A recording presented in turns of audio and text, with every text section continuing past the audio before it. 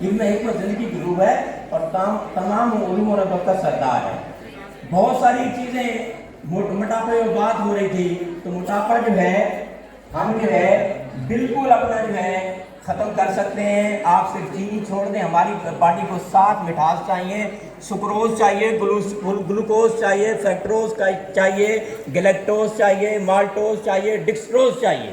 7 मिठासें चाहिए।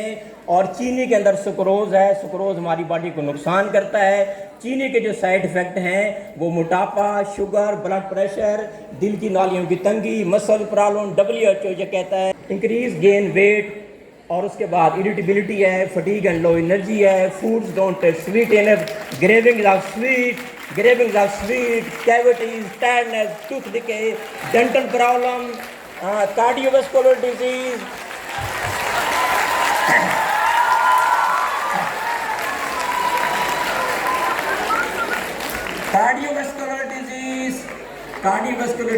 Cancer, ageing skin, और उसके बाद डाइजेस्टिव सिस्टम आपका ख़राब होता है, हेमोराइड्स होती है चीनी से। और गुड़ से जो है, गुड़ 70 बीमारियों के लिए शिफा है। Thing comes out of their stomachs, it is Honey which has different colours, it has healing for people